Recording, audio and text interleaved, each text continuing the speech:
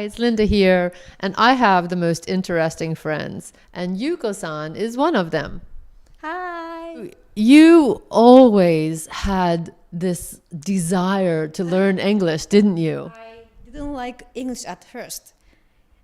As a college student, I stayed in Washington State for a few months, and that experience made me didn't like English.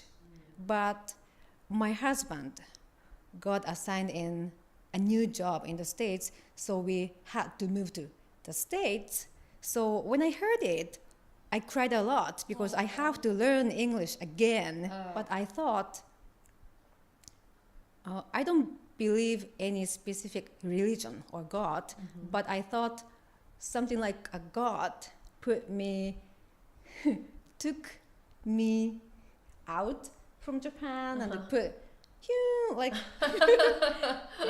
in the States and Do you use Google Maps? yes, I do.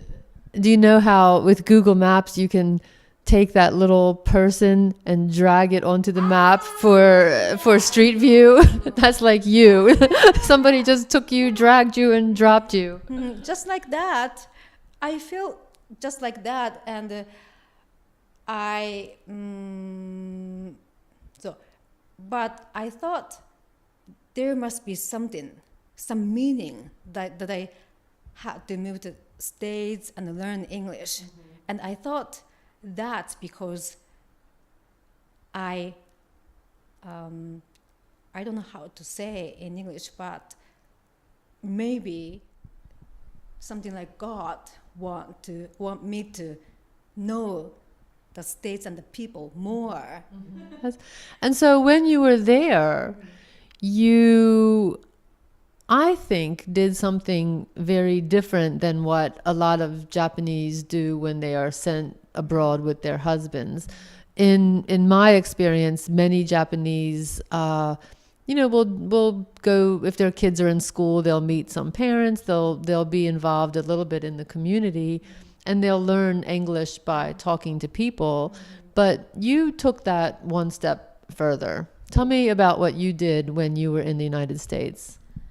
I did a lot of things like I volunteered in a senior center and I taught Japanese in an adult school and I joined the Toastmasters Club and learned speaking skills, I mean communication skills. And I went to college and learned not only English but also nursing as well because I'm a nurse. And yeah. So the college classes that you took were content classes like nursing and medicine and that kind of thing?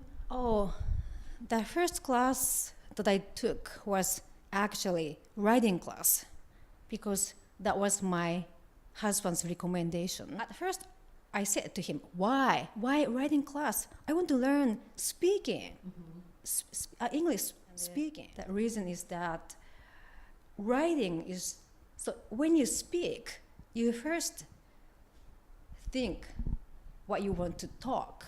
It's just like writing, right? And then speak, right? So that's why he recommended writing class. And actually, that helped me a lot when I speak English. Yeah. Yeah. Also, you have time to think. You can think of words. If you don't know a word, you can look it up in the dictionary and learn new words. So it's just a whole different learning skill, isn't it? Yes.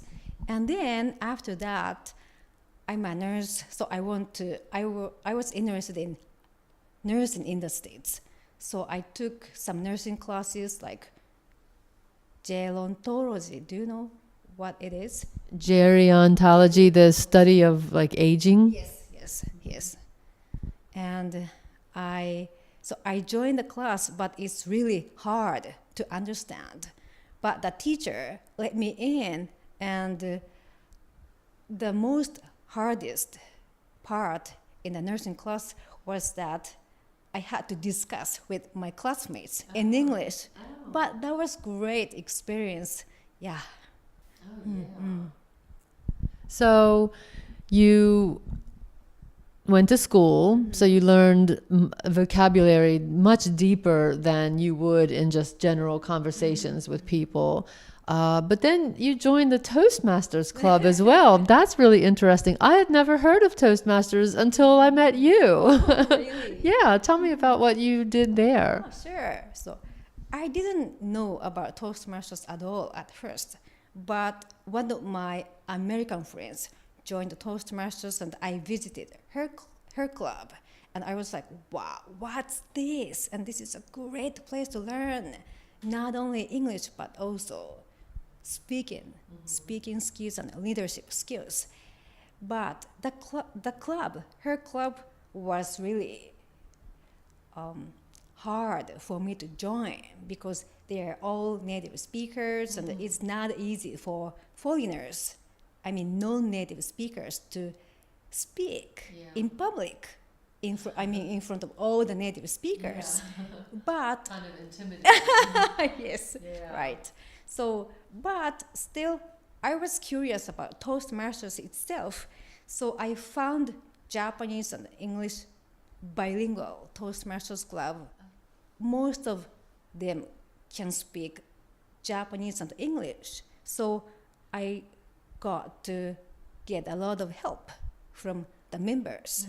And now that you're back in Japan, you're in Toastmasters again. Yes, I found an English Toastmasters club in Sagami Ono, and I joined it.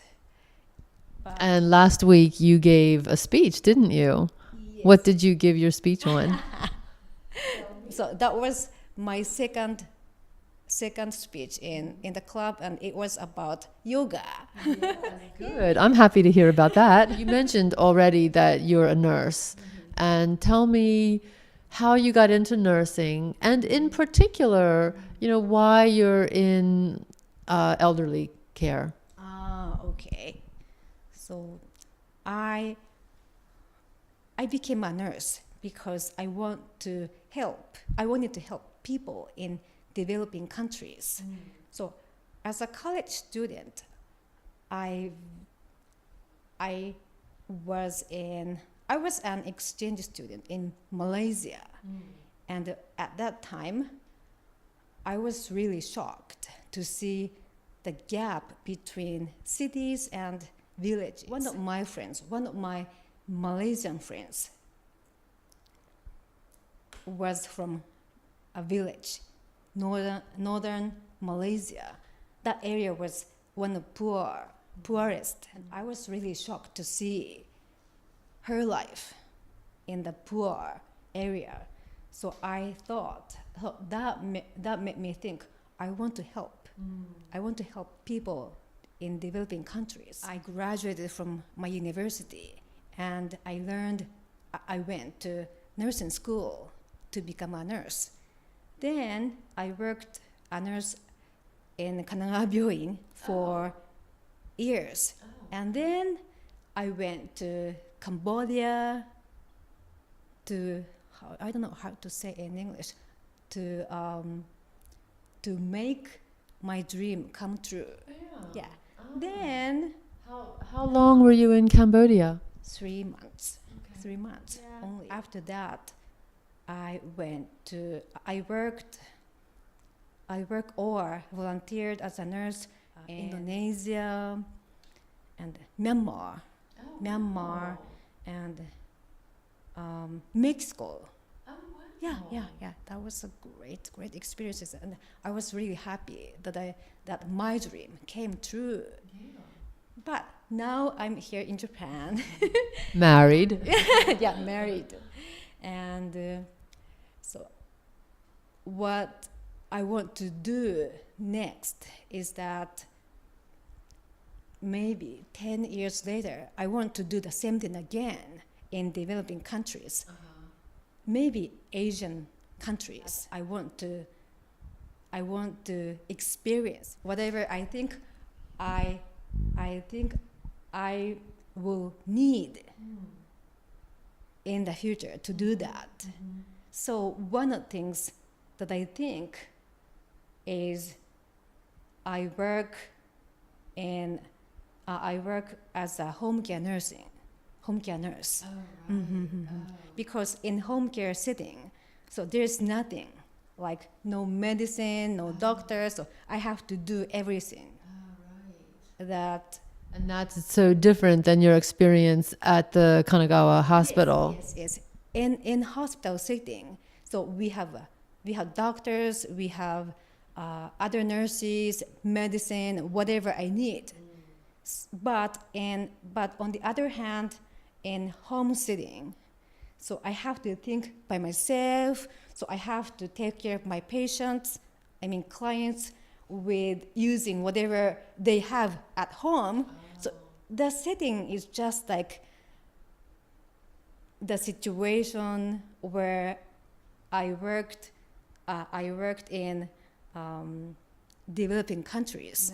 Yeah. That's why I chose home care nursing.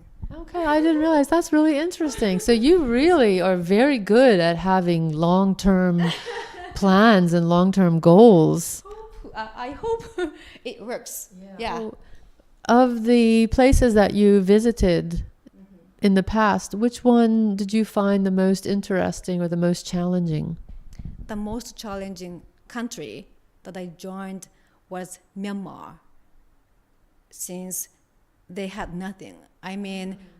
I worked as a nurse, volunteer nurse, in the area. Mountainous area. So it was a small village, and the hospital, not hospital, the clinic that I was working was built using a lot of donations from other countries. So they have nothing. And the organization that I joined was a Japanese one, and they brought many medical things like medicine or equipment for operations. Everything was from Japan, but most of them was expired things. But you could still use them. Yeah. Because they have no choice. Right. And what kinds of services did the organization that you went there with provide? Was it just like vaccinations? Was it actual surgery? What kinds of dental? What kinds of healthcare did they provide? Oh, surgery. Yeah, the doctor who found the organization. It's called Japan Heart. By the way, he's a surgeon. So every time he goes to the place, he do surgeries as many as possible. And I was helping him, like passing scissors. I don't know how to say in English, scissors or Gauze. Like this, and wipe his just like sweat. What we see in the movies, Yes.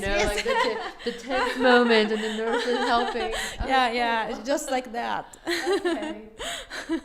And what about your husband? Is he planning to go with you? Does he have any interest in going to developing countries to work there or help there? He is also interested in Asian countries. So that's one of the things in common between us. And so at first, so when we married, so I knew that he works in Hitachi, which is one of global companies, and he really understood that I wanted to do that. The past 3 years, I helped him in the States. So in the future, next is his turn. Yeah. If I join like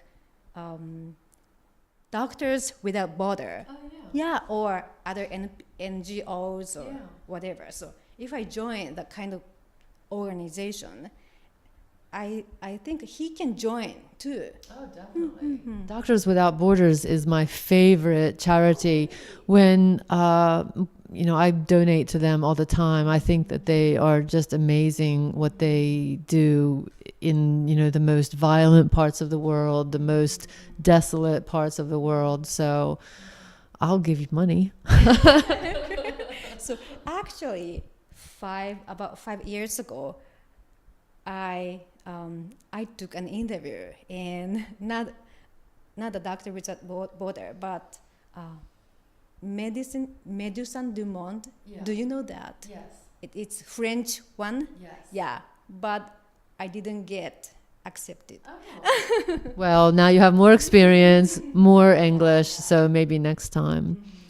Okay, well, thank you so much. It was great talking to you. Thank you so much for telling everybody about your interesting experiences. Thank you. Okay, thank you. I hope you enjoyed this. See you next time. Thank you for watching.